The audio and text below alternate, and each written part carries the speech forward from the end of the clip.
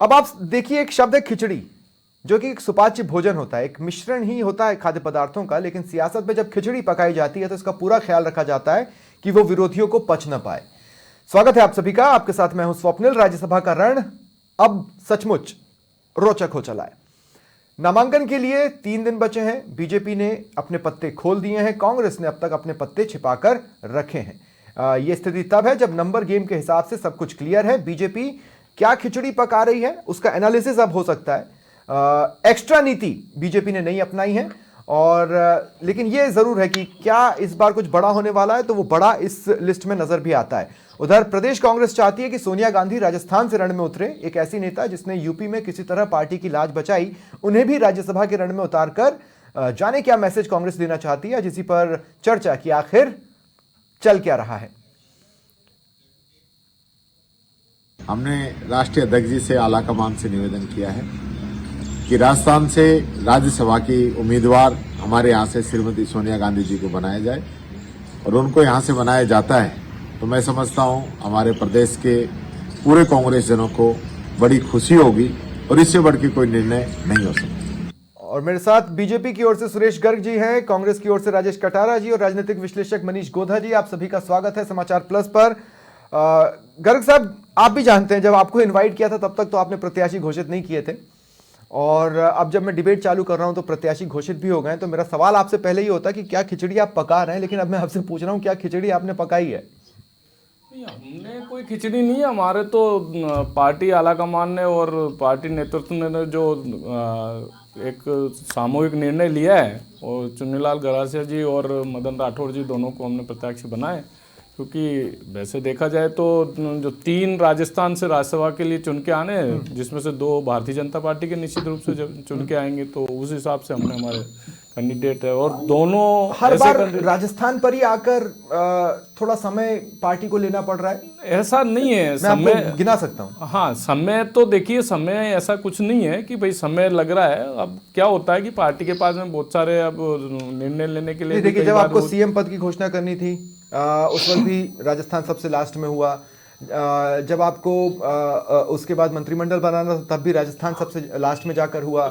राज्यसभा के रण में उतारने के लिए भी राजस्थान तकरीबन लास्ट स्टेज में आकर ही नाम अभी आ तो रहा है। राज्यसभा के और भी कैंडिडेट और भी राज्यों से होने हैं, तो इसलिए ऐसा नहीं कर सकते कि भाई कि ये राजस्थान को बाद में कई बार कई निर्णय होते हैं जिसमें टाइम समय लग जाता है। पर एक्स्ट्रा विचार क्यों जरूरत पड़ रही है? ऐसा कुछ नहीं है, वो आपको लग रहा है ऐसा कुछ नहीं है। लेकिन मैं ये कहना चाह रहा हूँ कि जो आप कह रहे हैं कि साहब सोनिया गांधी जी को राज्यसभा के लिए है, अब वैसे तो कांग्रेस का आंतरिक मामला है, लेकिन आज 100 साल पुरानी कांग्रेस, आज 100 साल से ज्यादा कांग्रेस को हो गया। आज ये स्थिति होगी कि कांग्रेस के अंदर कोई चुनाव लड़ना नहीं चाहता। आज देखिए, आज गांधी परिवार आप ये कह रहे हैं कि सोनिया गांधी के लिए सेफ रास्ता बनाया जा रहा है। हाँ, ये नहीं, लेकिन एक सवाल और मैं बीजेपी का लेना चाहता हूं गर्ग साहब। वो मैं देखिए, मैं सिर्फ इतना सा आपसे पूछना चाहता हूं कि क्या पार्टी ये सोच रही थी कि चलो 3 उम्मीदवार उतार कर देखते हैं, लेकिन जब आपको लगा कि नहीं यार, तीसरे की तो गुंजाइश बन ही नहीं पा रही, किसी से हमारा संपर्क भी नहीं हो पा रहा है, इसीलिए आप 2 ही नामों के साथ उतरे? नहीं, ये संपर्क और ये तो कोई आप लोग कयास लगा रहे हैं, इस तरह का तो भारतीय जनता पार्टी ने सोचा नहीं। हमारे तो 2 कैंडिडेट का है कि भाई 2 कैंडिडेट भारतीय जनता पार्टी के हैं, तो उसी हिसाब से हमने घोषणा की है। जले पर नमक ये होता कि महाराष्ट्र से जिन्होंने रिजाइन किया है कांग्रेस से, अगर उनको यहां से लाकर पार्टी शामिल करवाते हुए राज्यसभा में उतार देती तो कांग्रेस के जले पर नमक तो खूब छिड़क जाता। गर्ग साहब, इसमें कोई दोहराई नहीं है। लेकिन कटारा जी, मैं आपके पास आ रहा हूं। कटारा जी, मैं भी पूछना चाहता हूं कि क्या खिचड़ी पका रहे हैं आप लोग? सुधीर जी नमस्कार। जी नमस्ते, बताएं। सभी दर्शकों को नमस्कार समाचार प्लस के। अच्छा कटारा जी, डिबेट की दुनिया में एक छोटे से गैप के बाद वापस लौट रहे हैं आप, बहुत बहुत स्वागत है आपका। जी, मैं पूछ रहा हूं क्या खिचड़ी पका रही है कांग्रेस? देखिए, इसमें खिचड़ी पकाने जैसा कुछ नहीं है। इसमें तो अंकों का मामला है। बीजेपी के पास में 2 कैंडिडेट के अंक, उन्होंने 2 कैंडिडेट खड़े कर दिए। कांग्रेस के पास में क्लियर 1 का अंक है, तो कांग्रेस 1 कैंडिडेट खड़े करेगी। इसमें ऐसा कुछ नहीं है, परंतु बीजेपी कोशिश जरूर करती है, परंतु कोशिश में कामयाब नहीं हो पा रही है। इसलिए उन्होंने 2 ही कैंडिडेट पा रहे हैं, क्योंकि पहले भी इन्होंने इस परंपरा का निर्वहन किया है। तो बगैर गुंजाइश, तो क्या आप ये कह रहे हैं कि बीजेपी ने आपके कुछ चेहरों से संपर्क करने की कोशिश की? अब वो तो देखिए, ये ज्यादा बता सकते हैं संपर्क की कि नहीं की, कि आप संपर्क आरोप हो नहीं लगा रहे हैं तो पाया। आप बताइए ना कटारा साहब। बाकी की इससे पहले इन्होंने ये कोशिश जरूर करते हैं कि कैंडिडेट ऐसा उतार देते अच्छा, हैं। कई बार इन्होंने इस ठीक है मुकाबले को कटारा रोचक साहब, बनाया नहीं है, नहीं बगैर कई अंक बार होने के किया, बाद इस भी, बार किया कि बगैर नहीं अंक किया? होने के बाद भी ये कई बार किया होगा, चलिए मान जी? लिया, लेकिन क्या इस बार किया? इस बार तो यही ज्यादा बता सकते हैं। इस बार तो मुझे नजर नहीं आता है कि कोई इनको नहीं नहीं, कोशिश अच्छा ऐसी एक सवाल हुई मैं कटारा साहब मैं आपसे कि कोई पूछना चाहता हूं, देखिए मैं एक सवाल आपसे पूछना चाहता हूं। मैं ये पूछना चाहता हूं कि अभी ये तय नहीं है कि सोनिया गांधी लोकसभा का चुनाव लड़ेंगी या राज्यसभा का चुनाव लड़ेंगी, लेकिन प्रदेश कांग्रेस चाहती है कि लोकसभा का रण छोड़कर सोनिया गांधी राज्यसभा के रण में आ जाए। ऐसा किस लिए? क्या पार्टी को यह डर सता रहा है कि कहीं जैसे बरेली में राहुल हाले, कहीं रायबरेली में सोनिया ना हार जाए? देखिए, ऐसा कुछ नहीं है। ये तो क्या है, कांग्रेस, राजस्थान प्रदेश कांग्रेस कमेटी की एक मंशा है कि सोनिया गांधी जी इतने त्यागी हमारी कैंडिडेट हैं, इतना त्याग जिन्होंने प्रधानमंत्री पद का त्याग किया, और यह कांग्रेस का एक सौभाग्य होगा तो नहीं तो राजस्थान अगर वो से लोकसभा राज्यसभा का लोकसभा के चुनाव रण में लड़े। नहीं उतरती है तो वो लोकसभा के रण का त्याग होगा? देखिए, वो एक चर्चा चल रही थी दूसरे प्रदेश से चुनाव लड़ने की, हाँ। तो ये राजस्थान प्रदेश कांग्रेस कमेटी ने कहा अगर वहां से चुनाव लड़ती है तो नहीं, पर ये लोगों को तो राजस्थान कटारा से ही साहब ये चुनाव जवाब लड़े। देना पड़ेगा ना कि लोकसभा का रण क्यों नहीं और राज्यसभा क्यों? क्योंकि राज्यसभा में जनता वोट नहीं करेगी, देखिए लोकसभा में जनता वोट करती, देखिए कहीं सोनिया ऐसा हार ना जाए। देखिए ऐसा अभी कोई क्लियर नहीं है कि वो राज्यसभा का ही चुनाव लड़ेंगे। तो आप क्यों लोकसभा दौड़कर वो चाहते हैं कि वो कांग्रेस राज्यसभा के रण में आ प्रदेश जाए भाई? देखिए, राजस्थान प्रदेश ने एक अपनी भावना व्यक्त की, अगर वो वहां दूसरे राज्य से चुनाव लड़ती है तो वो राजस्थान से लड़े चुनाव। सिर्फ ये इतना सा है, इसलिए वो भी उसका नाम राज्यसभा का? आगे किया गया है। आप ये नहीं मंशा कह रहे है हैं कि प्रदेश लोकसभा कांग्रेस की कमेटी 25 सीटों के लिए सोनिया गांधी आकर यहां पर रण में उतरे, आप ये कह रहे हैं कि नहीं आप राज्यसभा में आओ? ऐसा कुछ नहीं है। उनका कोई इस तरह का, अगर वो चुनाव लड़ती हैं ठीक है, तो हमारी ठीक है, मंशा है ठीक है। राजस्थान से लड़े। मैं कुछ पलों के लिए मेरे सहयोगी अधिराज उनका एक छोटा सा फोन इस खबर पर लेना चाहता हूं। अधिराज, मैं ये कह रहा हूं कि बीजेपी ने 2 प्रत्याशियों की घोषणा की, मेरिट भी देखा, कास्ट भी देखी और 24 के लिए गोटी फिट कर दी। देखिए, बीजेपी ने जिस तरीके से विधानसभा में चुनाव में टिकट दिए, उसी तरीके राज्यसभा के इन चुनाव में भी चौंकाने का काम किया है। जिस तरीके से डाउन अर्थ है और संगठन में कार्यकर्ता के तौर पर काम करने वाले जो लोग हैं, उनको इस बार मौका दिया है। अमूमन देखा जाता है कि बड़े नाम राज्यसभा में जाते हैं अनुभवी के तौर पर, बड़े नेता जिनका बड़ा ओहदा होता है, उस हिसाब से राज्यसभा के लिए चयन होता है।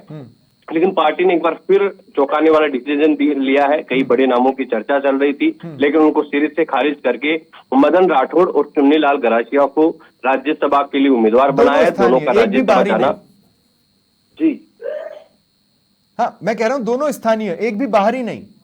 जी, दोनों स्थानीय हैं। और खास बात यह है कि मदन राठौड़ 2013 में 2013 से 2018 में विधानसभा में उप मुख्य सचेतक भी रहे हैं। 2000 सुमेरपुर से वो विधायक रहे हैं और पिछले 2 बार से उनका लगातार टिकट कटा, लेकिन वो पार्टी के साथ रहे। 18 में भी उनको टिकट नहीं मिला, 23 में भी उनको टिकट नहीं मिला, लेकिन उन्होंने पार्टी के लिए काम किया और उनकी पार्टी की लॉयल्टी के प्रति, पार्टी की वफादारी के चलते उनको पार्टी ने इनाम दिया, राज्यसभा के लिए नॉमिनेट किया। क्योंकि वो जब उनको टिकट नहीं मिला तो पार्टी का जो प्रत्याशी था उसके साथ खड़े रहे, उसका इनाम उनको मिला और मूल ओबीसी से वो आते हैं। पर वो भी एक कहीं ना कहीं उसको जो बीजेपी की रणनीति देखने को मिल रही है पिछले कई दिनों से कि मूल ओबीसी पर और ओबीसी पे जिस तरीके से फोकस कर रही है बीजेपी, तो उसको भी यहाँ पर ध्यान में रखा गया है। दूसरी बात चुन्नीलाल गरासिया की। चुन्नीलाल गरासिया बीजेपी एसटी मोर्चो के राष्ट्रीय उपाध्यक्ष हैं, प्रदेश उपाध्यक्ष भी भाजपा के वो रहे हैं और लगातार संगठन में एक आदिवासी चेहरे के तौर पर वो काम करते रहे। और भैरव सिंह शेखावत सरकार में पहले वो मंत्री रहे थे 1992 में। 1992 में उन्होंने मंत्री पद से इस्तीफा देकर वो कार सेवा में गए थे रामलला के अयोध्या में, और उस कार सेवा का कह सकते हैं कि वो जो फल है वो आज उनको मिला है। राज्यसभा के लिए उनको नॉमिनेट किया गया है। तो एक इस पूरी प्रत्याशियों की जो ये लिस्ट आई है, तो इसका एक और बात निकल कर सामने आती है कि एसटी चेहरे के तौर पर किरोड़ी लाल मीणा की सीट खाली हुई है, तो उसको एसटी की जगह एसटी को रिप्लेस किया गया है। इस बार पूर्व से लेकर दक्षिण में, पूर्व की जगह दक्षिण से आदिवासी चेहरे को शामिल किया गया है। शुक्रिया आपका जुड़ने के लिए और इस एनालिसिस के लिए। मैं समझ नहीं पाया, पीसीआर मुझसे कुछ कहने की कोशिश कर रहा है। अच्छा, कुछ लाइव तस्वीरें मिल रही हैं। केंद्रीय मंत्री नितिन गडकरी का काफिला आपको इन तस्वीरों में नजर आ रहा है। देखिए, आज प्रदेश के लिए बड़ा दिन रहा है। केंद्रीय मंत्री नितिन गडकरी प्रदेश में रहे, कई बड़ी घोषणाएं हुई हैं सड़कों को लेकर और कई प्रोजेक्ट्स को ग्रीन सिग्नल मिला है, हरी झंडी मिली है। और इसी कड़ी में आज अगर हम कहें सड़कों के लिहाज से तो सौगातों का दिन रहा है। इस वक्त जयपुर में ये लाइव तस्वीरें जयपुर से मिल रही हैं, सीएमआर के बाहर की ये तस्वीरें जहां से केंद्रीय मंत्री नितिन गडकरी का काफिला आप अपने टीवी स्क्रीन पर पहुंच पा रहे हैं। बहरहाल आप इन लाइव तस्वीरों को देखें। मनीष जी, मैं आपके पास आ रहा हूं। मनीष जी, देखिए प्लेटफॉर्म बदल गया जब डिबेट शुरू हुई। अब इसमें स्पष्ट तौर पर दिख रहा है कि बीजेपी ने क्या कार्ड खेला है। बीजेपी के पास कई सारे रास्ते थे। बीजेपी के पास रास्ता था दोनों स्थानीय, दोनों बाहरी, एक स्थानीय एक बाहरी नहीं, लेकिन दोनों स्थानीय।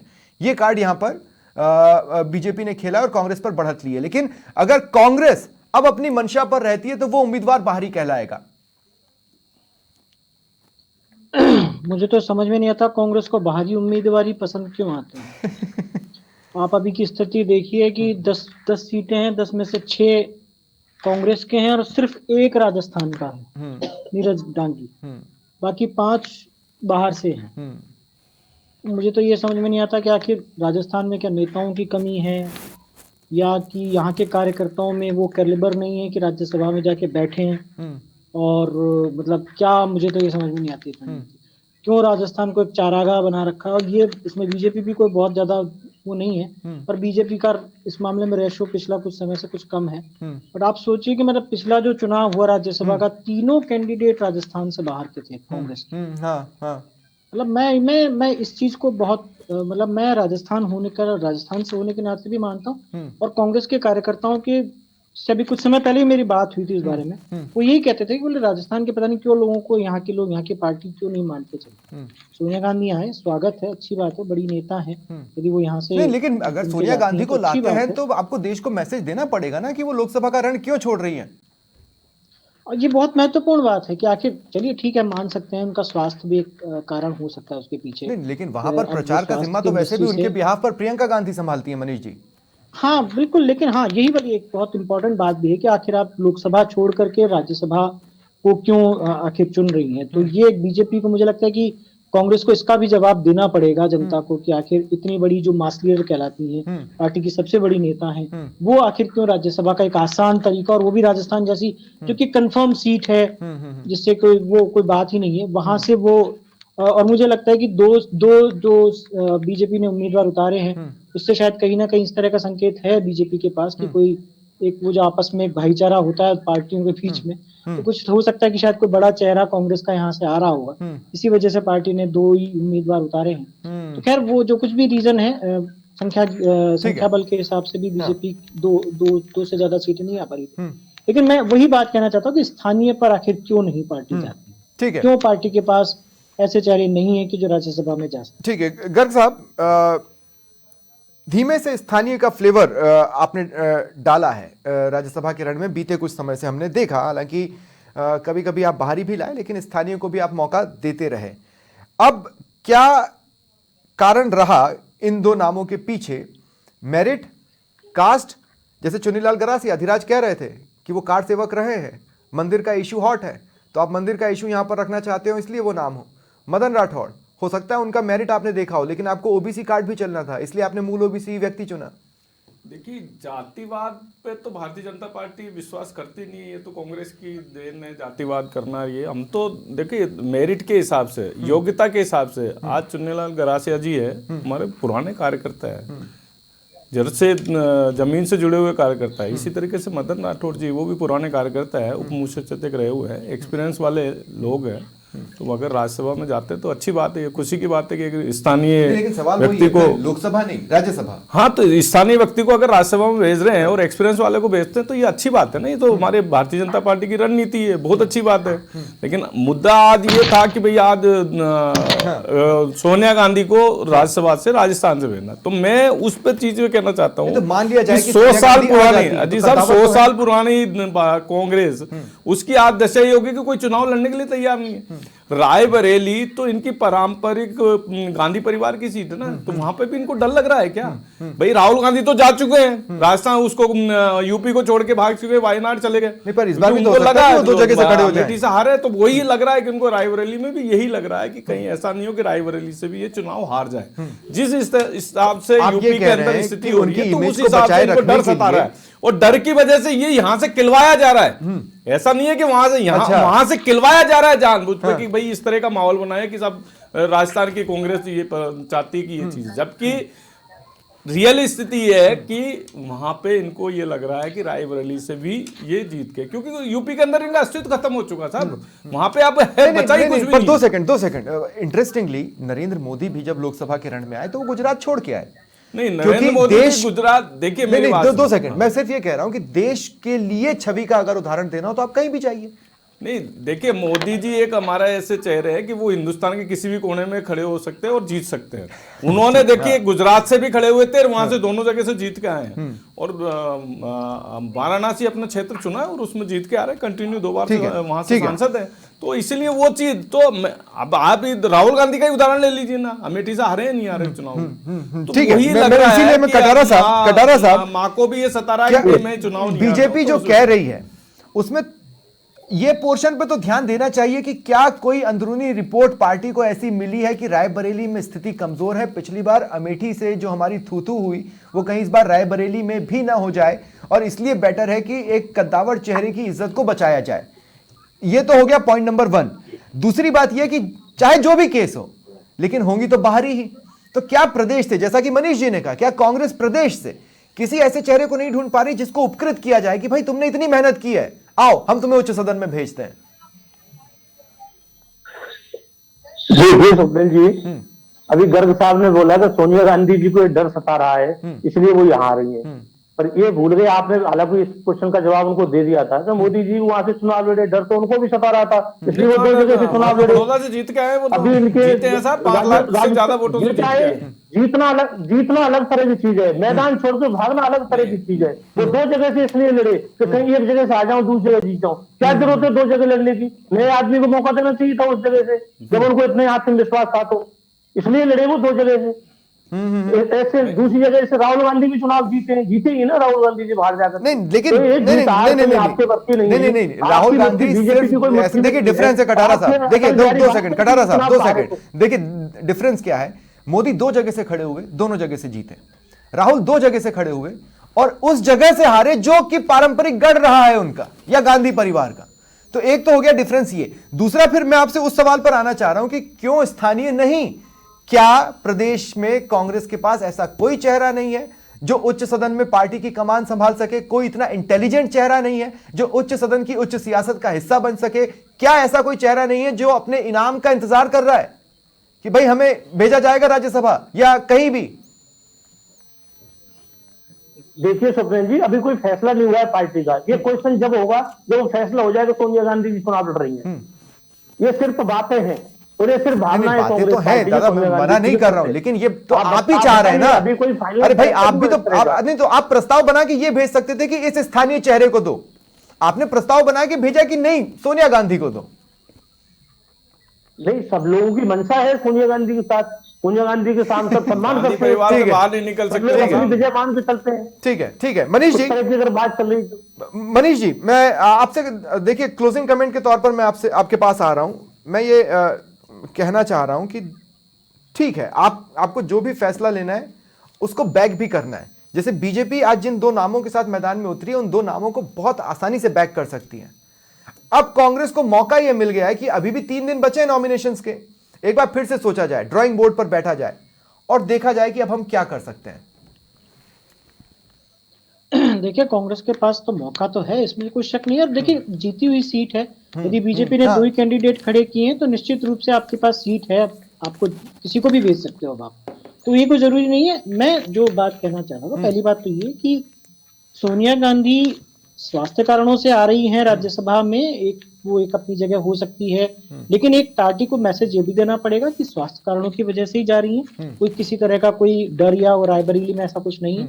और दूसरा, मैं एक ये बात और कहना चाहता हूं कि राजस्थान के लोगों को मौका दीजिए, राजस्थान के लोगों को भेजिए, राजस्थान में बहुत कॉम्पिटेंट नेता हैं जो चाहते हैं कि जाना चाहते हैं। पार्टी ने बहुत लोगों को भेज दिया, अब कोई जरूरत नहीं है आप किसी बाहरी नेता को, पार्टी की सर्वोच्च नेता को भी यहाँ से ऑब्लाइज करें। आप पार्टी के किसी जमीनी कार्यकर्ता को यहाँ से भेज करके पार्टी ऑब्लाइज करे और उसको मौका दे कि वो जाकर के वहां पे काम कर सके। मेरा तो सिर्फ इतना सा नहीं, लेकिन क्या क्या एक संभावना, चलिए मैं क्लोजिंग कमेंट ही था, लेकिन मैं एक संभावना पर आपसे बात कर लेता हूं। मनीष जी, क्या ऐसा हो सकता है कि रायबरेली की सीट अब प्रियंका को दी जाए और सोनिया गांधी को राज्यसभा के रण में उतारा जाए? हाँ, निश्चित रूप से ऐसा ही लग रहा है। मतलब जो आप जिस संभावना की बात कर रहे हैं लगभग वही संभावना लग रही है कि पार्टी जो है अब प्रियंका गांधी को चुनावी राजनीति में लेकर के आएंगी आगे और वो वहां से जाएंगी राज्यसभा से, और राहुल गांधी जैसा वायनाड से लड़ते रहे तो वहां से जाएंगे। तो बहुत बड़ी संभावना यही है, इस तरह की संभावना आप बता रहे हैं, लगभग वही संभावना। ठीक है, तो किसी भी तरह की एक्स्ट्रा नीति नहीं है, लेकिन इसके बावजूद भी राज्यसभा का रण बेहद रोचक हो चला है। मैं कटारा जी और गर्ग जी, आप दोनों को ऑल द बेस्ट कहता हूं। बहुत बहुत शुक्रिया मेरे साथ जुड़ने के लिए और चर्चा में शामिल होने के लिए। फिलहाल इतना ही, नमस्कार।